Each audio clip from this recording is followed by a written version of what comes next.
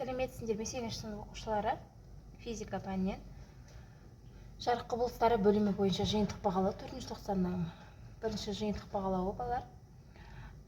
Берілген тапсырмалардың барлығын орындайтын боламыз. Видеоның соңына дейін қараңыздар. Басқа нұсқаларын іздесеңіздер, каналға кіріп көрсеңіздер, каналда басқа нұсқалары бар балар. Бірінші тапсырмадан бастап орындайық. Бірінші тапсырмада жазық айна алдында шам тұр дейді балар. Қараңыздар, міне. Жазық айнаның алдында шам тұр, міне. Көрдіңіздер ме? Ал А тапсырмасында шам мен айнаның және айна мен кескіннің арақашықтығы дейді. Шам мен айнаның арақашықтығы мына жерде 1-2 сантиметр. Яғни бұл жерде біз Д деп белгілейміз, иә? Д бізде 2 сантиметрге тең болып тұр. Ал айна мен кескіннің арақашықтығы, мына айнамыз, айна мен кескіннің арақашықтығы 1-2. F тең 2-ге тең болып тұр. Сонда балар айна мен кескіннің және де шам мен айнаның арақашықтығы екеуі де 2 сантиметрден болып тұр екен. Келесі Б тапсырмасында жазық айнадағы шамның кескінін сипатта дейді.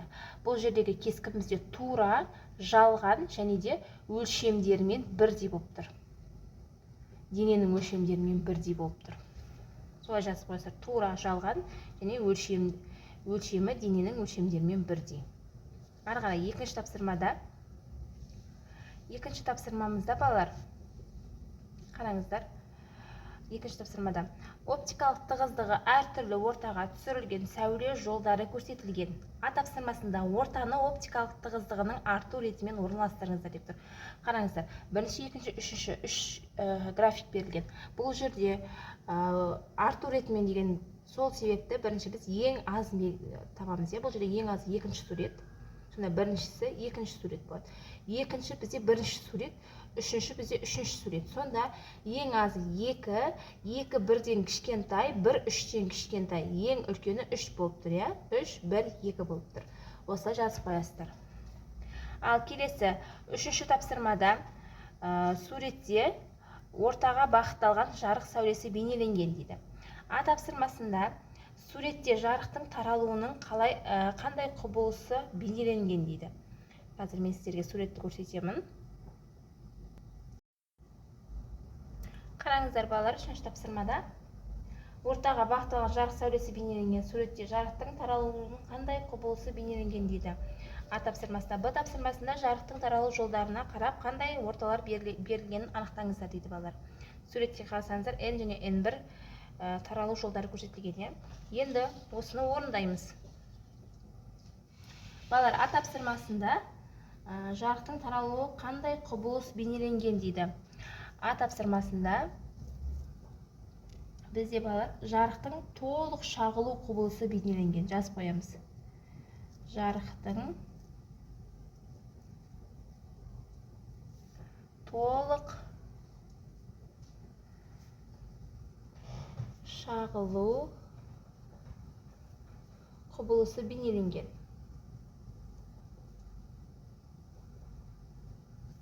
Құбылысы бейнеленген.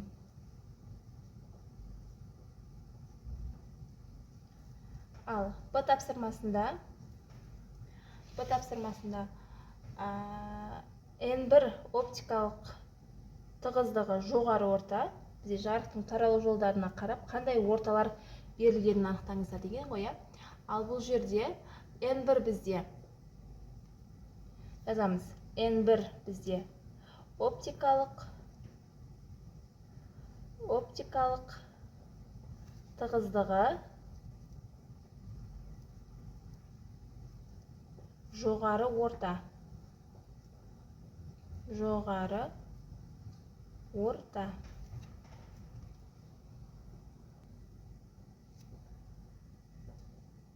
Ал N2 оптикалық тығыздығы төмен орта.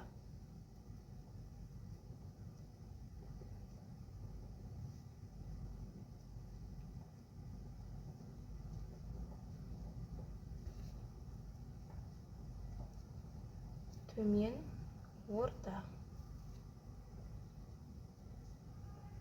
Үшінші тапсырманың Асы мен Б'сы балар. Ары қарай балалар, келесі 4-ші тапсырмамызда фокус аралығы 25 см жинағыш линза берілген дейді. Сіздерге қарасаңыздар, суретте жинағыш линза беріліп тұр, Енді осы жинағыш линзаның біз А тапсырмасында орындауымыз керек линзаның оптикалық күшін дейді. Ал А тапсырмасынан бастап орындайық. 4-тің асы, есептің берілгенін жазамыз. Берілгені F тең 25 сантиметр. Біз табуымыз керек оптикалық күшіне. Ең алдымен қабырғаға келтіріп алайық. 25 сантиметр дегеніміз 0,25 метр болады. Енді шешуі балалар, D тең 1 бөлінген F деген формуланы пайдаланамыз. Сонда орнына қоятын болсақ, 1 бөлінген 0,25 метрді бөлетін болсақ, бізде жауабы 4 шығады. Сонда 4 диоптрий болады екен. Жауабы D тең 4 диоптрий. Келесі балалар, бізде 4-ші тапсырманың басында кескіннің өлшемі нәрсенің өлшеміне тең болу үшін нәрсені фокустан қандай қашықтықта орналастыру керек дейді. Ал басында кескіннің өлшемі нәрсенің өлшеміне тең болу үшін нәрсені фокустан қандай қашықтықта орналастыру керек. Бұл 4-тің асы басында балалар тең болу үшін D тең 2F. Осылай орналастыруымыз керек.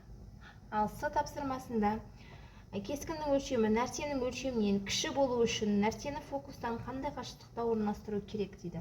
С тапсырмасында D бізде үлкен болу керек 2F-тан. Ал D тапсырмасында нәрсенің кескін мүлдем көрінбеу үшін нәрсені фокустан қандай қашықтықта орналастыру керек дейді. Линзаның фокусында орналастыру керек балалар. D тапсырмасында жазып қоясыздар, линзаның фокусында деп.